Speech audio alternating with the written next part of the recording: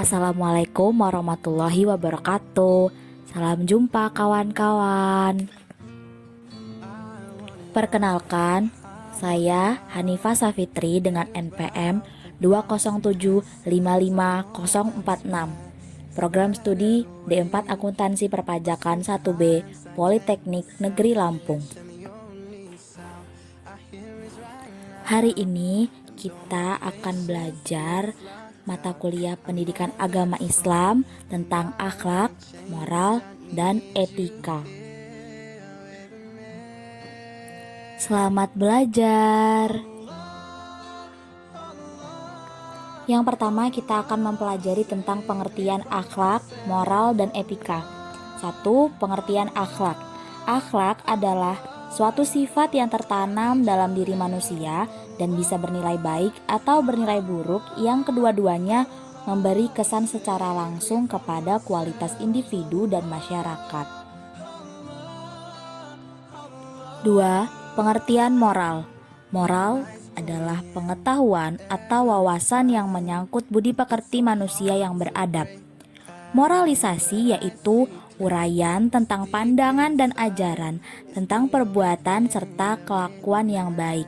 Sedangkan demoralisasi yaitu kerusakan moral. Yang ketiga yaitu pengertian etika. Etika adalah ilmu pengetahuan yang berhubungan dengan upaya menentukan perbuatan-perbuatan yang dilakukan oleh manusia untuk dikatakan baik atau buruk. Dengan kata lain, aturan ataupun pola-pola dari tingkah laku yang dihasilkan oleh akal manusia. Selanjutnya yaitu objek dan hubungan akhlak, moral, dan etika. 1. Objek dari akhlak, moral, dan etika yaitu perbuatan manusia, ukurannya yaitu baik dan buruk. Kedua, hubungan antara akhlak, moral, dan etika ini bisa kita lihat dari segi fungsi dan perannya, yakni sama-sama menentukan hukum atau nilai dari suatu perbuatan yang dilakukan oleh manusia untuk ditentukan baik dan buruknya, benar dan salahnya, sehingga dengan ini akan tercipta masyarakat yang baik, teratur, aman, damai, dan tentram, serta sejahtera lahir dan batin. Lalu apa saja persamaan akhlak, moral, dan etika? Oke, yang pertama, akhlak, moral, dan etika secara konseptual memiliki makna yang berbeda, namun pada asas praktis memiliki prinsip yang sama, yakni sama-sama berkaitan dengan nilai perbuatan manusia. Seseorang yang seringkali berkelakuan baik, kita sebut sebagai orang yang berakhlak, bermoral, atau beretika. Sebaliknya, orang yang perilakunya buruk kita sebut orang yang tidak berakhlak, tidak bermoral, ataupun tidak beretika. Persamaan yang kedua yaitu bila dilihat dari fungsi dan peranannya dapat dikatakan bahwa akhlak, moral, dan etika itu sama, yaitu menentukan hukum atau nilai dari suatu perbuatan yang dilakukan manusia untuk ditentukan baik buruknya. Kesemua istilah tersebut sama-sama menghendaki terciptanya keadaan masyarakat yang baik, teratur, aman, damai, dan tentram sehingga sejahtera batiniah dan lahiriahnya. Persamaan yang ketiga yaitu bila dilihat dari fungsi dan perannya, secara substansial dapat dikatakan bahwa akhlak, moral, dan etika adalah identik, yaitu sama-sama mengacu kepada manusia baik dari aspek perilaku ataupun pemikiran, khususnya pada penentuan hukum atau nilai dari suatu perbuatan yang dilakukan manusia untuk ditentukan baik buruknya. Baik, kita masuk ke perbedaan akhlak, moral, dan etika. Yang pertama kita bahas tentang akhlak. Akhlak berada pada tataran aplikatif dari suatu tindakan manusia dan bersifat umum, namun lebih mengacu pada barometer ajaran agama. Kemudian, akhlak juga berada pada level spontanitas spesifik karena kebiasaan individual atau komunitas yang dapat disebut dengan adab. seperti adab mencari ilmu, adab pergaulan keluarga, dan lain-lain. Yang kedua, kita bahas tentang moral. Moral tolak ukurnya adalah norma-norma yang berlaku pada masyarakat. Kedua, moral berada pada dataran realitas praktis dan muncul dalam tingkah laku yang berkembang dalam masyarakat. Kemudian moral yang diungkapkan dengan istilah moralitas dipakai untuk menilai suatu perbuatan. Yang ketiga yaitu etika. Etika bertolak ukur pada akal pikiran atau rasio. Kemudian etika bersifat pemikiran filosofis yang berada pada tataran konsep atau teoritis. Yang terakhir, etika dipakai untuk pengkajian sistem nilai yang ada. Kesimpulannya, perbedaan antara akhlak, moral, dan etika terletak pada sumber yang dijadikan patokan untuk menentukan baik dan buruk. Jika pada etika, penilaian baik buruk berdasarkan pendapat akal pikiran, dan pada moral berdasarkan kebiasaan yang berlaku umum masyarakat, maka pada akhlak, ukuran yang digunakan untuk menentukan baik dan buruk itu adalah Al-Quran dan hadis. Lalu, apakah akhlak dapat dibentuk dan bagaimana cara pembentukan akhlak?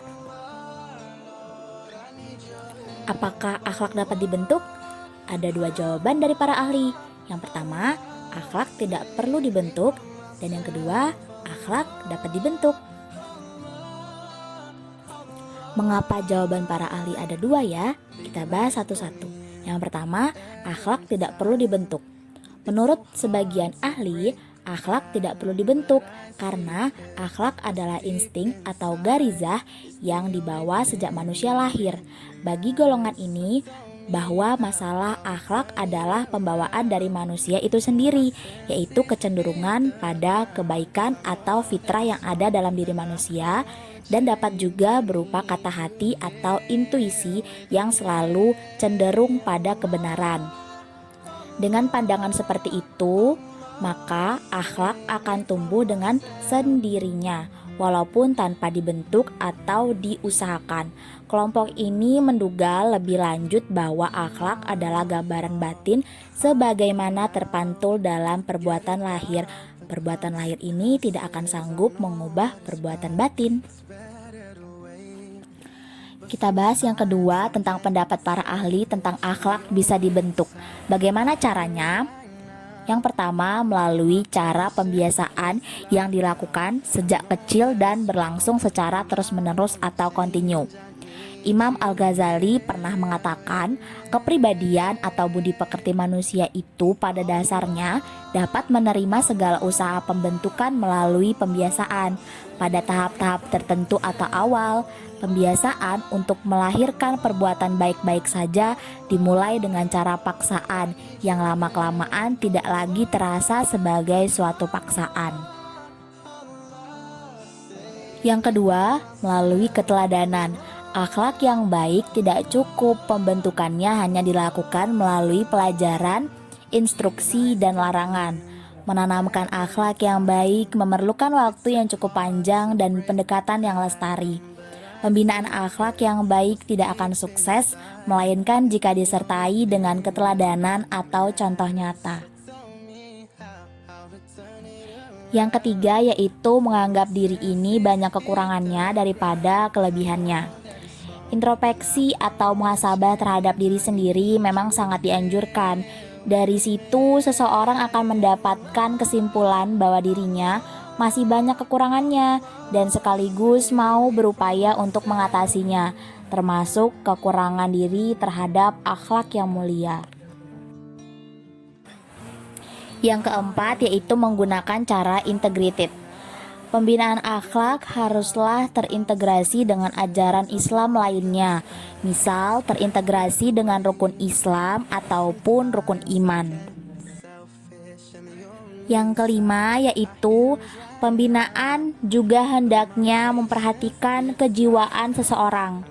Pembinaan akhlak pada anak-anak tentu beda dengan dewasa. Misalnya, Anak-anak suka mendengar cerita dan bermain, maka pembinaannya bisa ditempuh dengan cara cerita dan bermain. Baiklah kawan-kawan, itu saja yang bisa saya sampaikan di video kali ini. Semoga ilmunya bermanfaat dan bisa kita terapkan di kehidupan kita sehari-hari. Terima kasih sudah menyaksikan video ini sampai akhir. Bila ada salah-salah kata dalam pengucapan, saya mohon maaf. Dan kepada Allah saya mohon ampun. Saya akhiri. Wassalamualaikum warahmatullahi wabarakatuh.